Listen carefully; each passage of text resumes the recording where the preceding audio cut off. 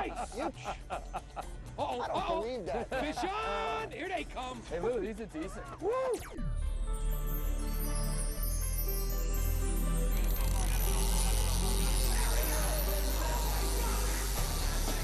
Wow, nice fish.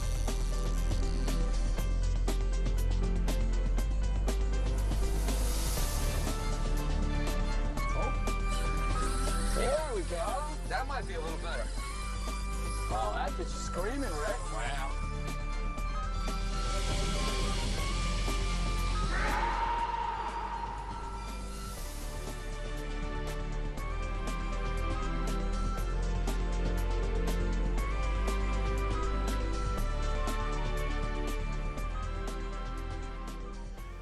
You're watching Northeast Angling. We're proud to present inshore and offshore saltwater fishing. We cover every species from fluke and porgies to stripers, sharks, and tuna. You can learn more about techniques, tackle, and destinations at neangling.com. Now sit back, relax, and enjoy the show. Well, Lou, another beautiful spring day in New Jersey. Well, if you waited 24 hours, we might have had a little better weather, but you know what? We're going to catch But fish either way. this could be an Andy thing, because he said we're going Tuesday to fish flounder with Joe. And well, you know, Wednesday looks like it's supposed to be like 60 and sunny, but we don't have that long. Well, the thing that we have right now is wind and tide together, so if we get out there, hopefully we'll get it done. We'll get a good bite going. We'll try to catch a few fish for you guys, give you some flounders. Where are we coming out of, Lou, now? Right now, we're coming out of Keyport. This is Matawan Creek right here. We're going to go out onto the flats of the Keyport area up here in the Raritan Bay and give a shot. You know, we've been catching a lot of flounder out here recently, so hopefully the fish are still around, and we'll get a quick bite going. You know, either tide doesn't matter as long as, you know, you got some moving water into that slack tide, yeah. How much water we got left, Lou? We have about 2 hours of tide left. I think we should have something going on, you know, right away as we get out there, you know? All right, well, let's hustle, and hopefully we'll stay warm and dry. Oh, we'll be perfect, man. This is beautiful here in New Jersey. Just wait a little while. Everything looks the same.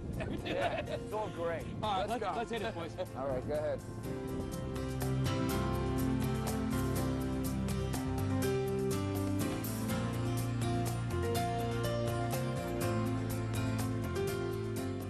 Well, gentlemen, like you said, you're not chumming, you're not flounder fishing. Andy, what is that exactly? This is my golf chum. I know Lou's such a big fan of golf. Last time we fished with him, we whacked him. That's right, So man. here we go. Good luck, bro. We got the clam chum going, the mussel chum. You got a little of everything here, right, Lou? Yes, all three and a little Berkeley chum mixed in. Here you go, Andy. That had nothing to do with the chum. No. I don't think the chum got down there. Chum got way down. Flounder on! Oh, nice, You know man. what? It's always good when the guy who never flounder fishes gets the first fish. Hey, I need a mate here. This one's kind of deeply hooked. From New York, you got to remember something. We haven't flounder fished in, what, about 8-9 years? At least. Now, this is one of those I'm going to pick out from the back of his gill, huh? No. What you do with that, Eddie? Give it one good tug tug. up. Yep. One tug up, and it'll come up, and then you shake it as you tug it. Yep. pull it up. Give it a shot up. Okay. Yeah, that's not working. Or you pass it to Rich, and he does it. This is my way of unhooking fish. Very simple procedure with flounder. A lot of times you will go to hook these fish. Now, this is a keeper, so it doesn't matter. You got to remember something, too. They have a spine Let right me here. get this out of your way just a No, bit. leave that down. They got in all seriousness, they got a spine on their stomach side, where if that sticks you, it will hurt. You can feel how sharp it is. So like a fluke, grab it from the shoulder, take a raft, give it one pull up, hook comes up every time, and then you unhook them. That's what's nice. Mate! Hey, Good job, man. I've only taken off about 9,000. Hey, what happened to my other one? You think I might have been sleeping a little bit? Right. Live well. Yeah. Now, Luke, typically, I mean, when is your season open here in Jersey? New Jersey season opens on March 23rd, and we've actually been catching from that day right straight through. Have you? Yeah, right. Okay. That was a Sunday. It was actually Easter Sunday, and we fished that morning. We picked a few fish, and then from that, you know, week on, it's just been a really good bite. It's been improving each day. Now, this area here, this is called what? This is basically Keyport Flats area, Raritan Bay. You know, you got the whole Morgan area down to the west of us, and up to the east here, you got Union Beach and, you know, Keensburg. We're basically fishing the south shore of the Raritan Bay. And this is generally where it starts, the first Yeah, spot? it starts anywhere along these flats areas. You know, as soon as you find the fish, sometimes they're in a little further to the west, but I guess they're making their move towards the ocean, so we're finding them in this midsection of the bay right now. I thought you were going to have us fishing up in a river somewhere, you know, all tucked away out of the wind. I didn't know we'd be out here in the middle of nowhere. Well, this is where the fish are, so we have to go where they live. The rivers have been producing, you know, well to the east, but to the west here, you know, that river bite isn't really what it, you know, it should be, should we say. Now, I noticed, like, Lou, you're dead sticking a couple of rods. Yes. I mean, flounder fish, any type of fishing you do, there's an art to it, regardless what it is. Well, without a doubt, and you're correct there because I'm watching you, but the funny thing is like the guys that I fished with for the last 2 weeks, working the bait is critical to, you know, improving your catch. Yeah, but in the same token, early in the season when the water's cold, sometimes a dead stick will outfish a moving rod. He'll lay on that for sure. You're exactly. Absolutely right. It's very true, and you got to figure it out, and you got to see what's going to work. Time, see what works. You know, try each different bait. You know, the first 2 weeks we were fishing with just mussels and clams, and then we started to use worms, and the catch improved greatly. See, that's at the same time, you know, there's no doubt that working each bait, trying the different things until you figure out what works, you know, and chumming heavily is definitely a benefit. You know, you can't go out there with just a little bit of chum because to gather these fish up, you really have to chum hard. And I'm going to give you a little chum on your side. Come on, Andy, brother, give it to me. What do you got there? That's just got a bunch fish already, but we need one That's here. a bunch of crushed up clams, Lou? This is crushed up clams and mussel, Captain Lou's specialty. Captain Lou's specialty. And, you know, I like to smash it real fine so that, you know, I mean, obviously flounder are small fish, so they can fill up fast. But, you know, just keeping that attraction, 2 chum pots over the side, you know, will definitely benefit you. And again, you know, just keep checking your baits. If you've had them down there for 15 minutes or so, you know, change them. They're washed out. Sure. Even though they look fine to you, the fish does, you know, there's not enough flavor on them. So you want to just keep checking them and constantly, you know, changing them up. There's no doubt that these fish are here. It's just a matter of getting the right presentation and the conditions in order for them to bite, you know. Like, you know, traditionally with flounder, what you want to do is, you know, you got a muddy bottom, you want to bounce that sinker, a lot of little bounces, keep that sinker moving, freeze for a little while, and then what you want to do is just a nice slow lift. And weight. It's not like fishing for bass or even bucktailing for fluke. You don't want to snap these fish, just a steady, firm lift, and then turn the handle, right, Lou? Yeah, you feel the weight. If you don't feel the vibration first, that little hit, if you feel that weight, just follow through. Boom, you just lift it straight up, and then once you hook them, you know, and these fish are pretty feisty. You know, we're tackled down to them, nice light gear, and you know, they're hardy fish. And the one key thing about all these fish coming out of the bay right now is they're all spawned out. Okay. So they've gotten, you know, the spawning's done, and you know they're migrating, and you know, we're just catching them on their way out. Oh, there's a touch. Visit the Northeast Angling website at neangling.com for nationwide saltwater charter directory, fishing news, and free fishing reports. You can also find dozens of techniques, tips, and tackle for every saltwater species. Now let's get back to the action. Had a little bump there. You know what's great about these fish, Andy, is the consistency that they show. They always come back. You know, a lot of them, they don't taste, right, Lou? Yeah. If they don't taste, it's a great fish to mug from me. Oh, well, if you get a tap and you don't get that, you know, you just leave it there, they're coming right back for it. Yeah, and you got to just wait it out, maybe bump it a little bit. Once you feel that tap, he's going to lay right next to it and wait for, you know, for that stroke. This guy just came back. It's the only fish that I will fish 2 rods for. The only one. I don't know, Rich. I've seen you fish 2 rods. I'm holding. There's, you know, fluke fishing. There you go, Andy. Have you ever seen me fluke fish with 2 rods? Come on, Bo. You will never see. What, Lou? Oh, I'm wrapped up in a pot, but I got the fish too. All right, gonna feel it. Double header! No! Double header! Oh, but get the net. Let me get the net. No, you don't net flounder. It's against your religion. Nice! I don't believe that. Fish on! Here they come. Hey, Lou, these are decent. Woo! I can't believe you, man. And they swallowed both of them. That looks like, is that a single fish? It's a nice fish. Man. That's not right, guys. Listen, I don't mind catching good fish. Yeah, Richie, man. Holy mackerel. On the muscle? All right, let's get the Hey, by poundage, I thought I was supposed to be the guy that was catching fish here. Let's get Come on, man. Hit the GPS. I haven't caught flounder or seen a double header in about 6 or 7 years. When we went up with Santini. In Boston. In Boston Harbor. Wow, that's got to be 18 inches. That's a nice fish. That is a solid 2-pound fish. Maybe, Wow. I would say just about 2 pounds. Wow. All right, I'm going to tell you right now, give me the Berkeley chum on this side, all right? Yeah, look. No, that's not right, That's man. a beautiful fish right there. I'll take that. There's got to be a lot of fish I haven't caught a double header in 2 weeks of fishing out here, man. But then again, Lou, when we left the dock and we said, you know, you're going to rig the rods up, you rigged yours up and you put a single hook on it. So, you know, the lower percentages would say that you're going to have a very slim chance. And Andy was busting my chops. Where's my second hook? Well, obviously, I see he knows what he's doing. Fishes with 1 hook. Come on. I do. I see that.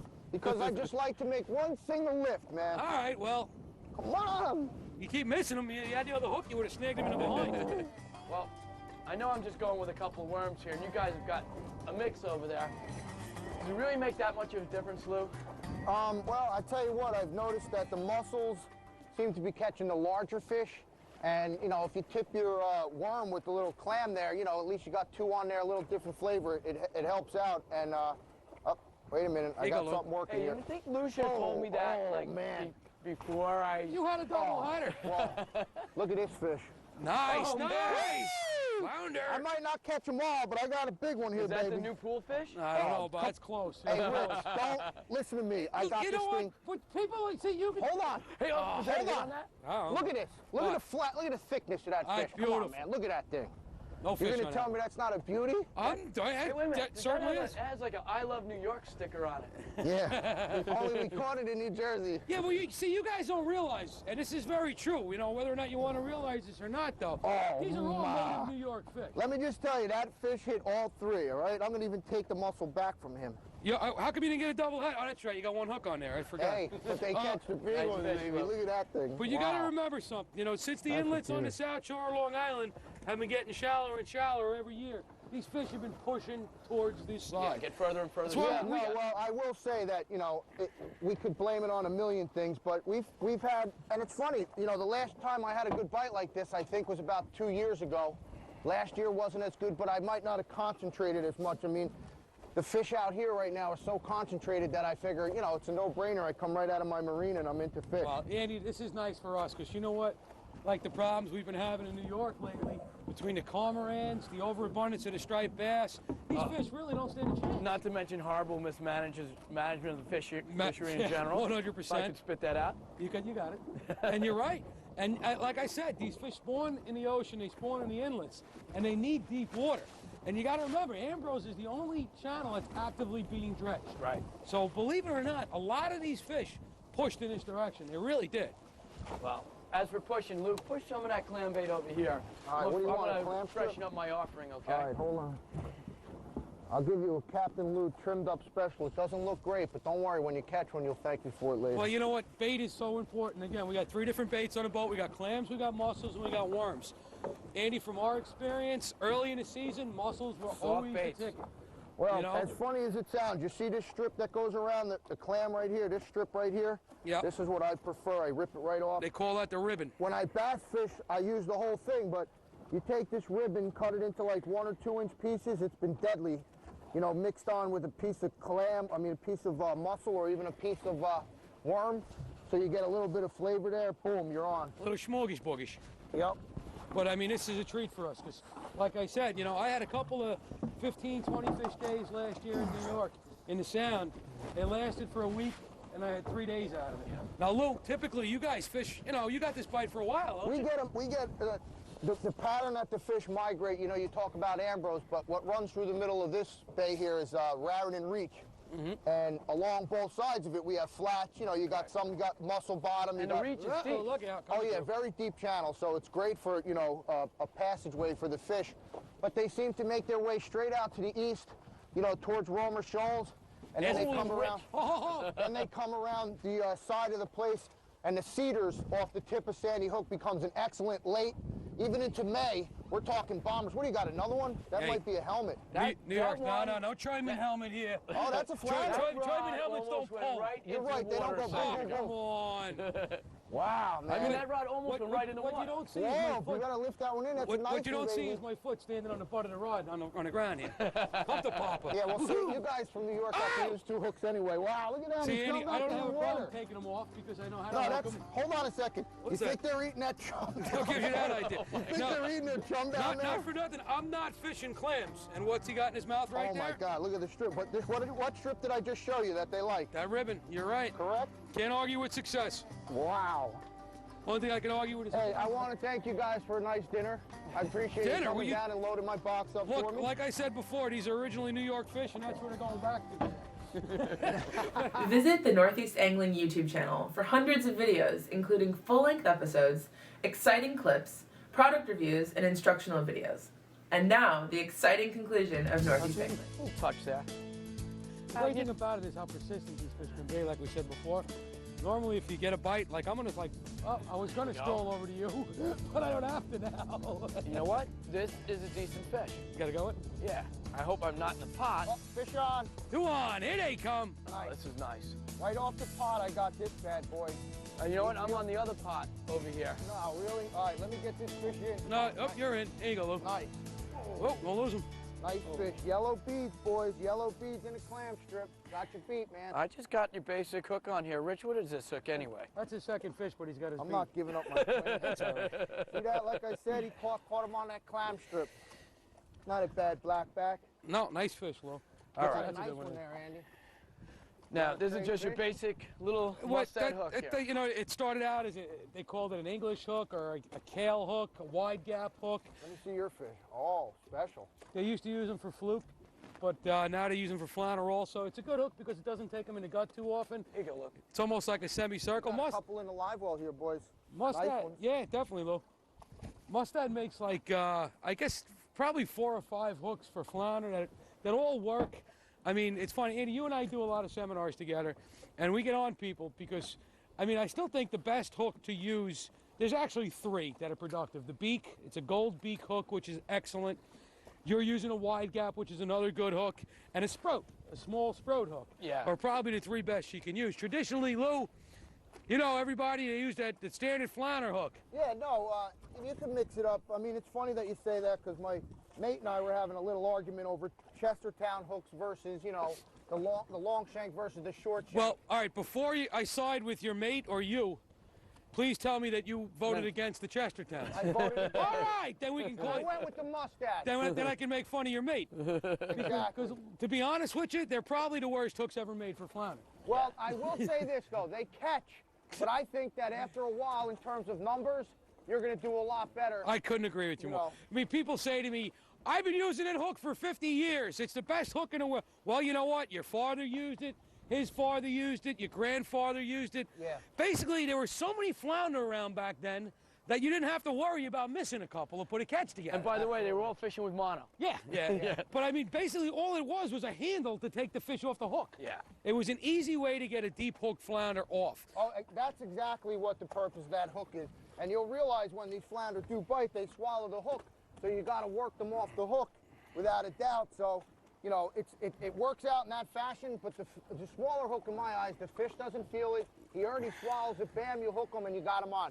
Yeah, if he's a keeper, you know, you got no problem. You pull it out and you got a fish. Yeah, and I couldn't agree with you more. I mean, You know, I'll I'm argue it. Everyone's going to have an opinion. But, you know, the bottom line is I believe the short hook will outfish the long hook. Yeah. There he is. Now, again, you feel him, you got the weight, even lift, slow up, out of the mud, and turn the handle. Nice. Fish on! Talk about that mud. You see how nice and clean these bottoms are? These fish have been swimming around for a while. They're out of the mud, you know, down there looking for some food. I would fish say a staying nice down. fish, That's a right? nice You got fish. that other I'm going in line? the box I'll here. clear it. All right, I got to check this other Hey, rock. Lou, could you pass this one into the well? Yeah. We're gonna be Flounder. right on our limit here, right? Yeah, we're getting Couple close, fish dude. away. Yep. I know we got at least 15 or 20 in the box. What do you got? Oh, nice. That'll work, right? Dude, that's the second nice fish you caught today. That's it for you. Okay, I'll stop. Now, I know, Lou, you I said... mean, I know you got a few fish. Hold on, let me just check this rod real quick. Oh, yeah, I got some weight. Hold on. You got another one? Oh, yeah. Nice. Doubled up on Capt and Lou here. Lou, I know you said Yo, that... Hold on. Let me get this baby. Oh, nice. You, On the musal. you mentioned that the tide, we're just about at the top of the tide now, and, you know, we're going to have about an hour and a half turnaround before these fish bite again. Yeah, we got at least an hour to wait for the tide to turn. I mean, you know, I don't know what you guys are up for. but I know we're got gonna enough be fish in the done. box. Like I said, it's cold enough that I Yeah. think we're going to probably head out of here. I thought you Long Islanders were used to that cold, though. You know what, Lou? You've been fishing for 3 weeks. I've been in warm places and at Yeah. boat and sportsman shows. And Lou, the I other... wish I could go to the And Lou, Galapagos the other thing you got to remember also is you're not going to battle a BQE on the way back to Yeah. Long Island with a boat on the back of your truck. The back of your truck. No, I'm going to actually battle Flounder. I'm going to go right back out and battle I him. hate to do this to you guys. You're not but catching the last fish of the day, are I you? think I am. He Oh, just, wait a minute. I got Come a touch, too. Hold on. just No. hit me. I got nothing now. Well, let me work over Let me to see you. if- Let me No, see. no, I'm going to try. I'm coming over, buddy. I'm coming over. Oh, no, I'm going to This is what I was talking about. You can steal these fish. I mean, if you get a bite and you miss him, you go right back down in that same spot. All right, you know, before you embarrass There me. he is, there he is, there he is. Oh, no. Fish on! That's it. That's it. I'm taking my rig out. We're going home. Lou, Ooh, thank you. ooh, It was a wonderful day of fishing. I got hips, I got Absolutely, hips. I got hips. Rich, you got lucky and got, oh man, look at that fish. Flip him in, I was hold always on. lucky. Oh, wait a minute. That fish, maybe you weren't quite paying attention on that. I don't see the second hook. Is the second hook visible? He might have, well, you got both? Oh, we both, no, no. Look at the mud on the bottom of this one. And you know, real quick, you know, this fish here, this is a fish that's been here for a while.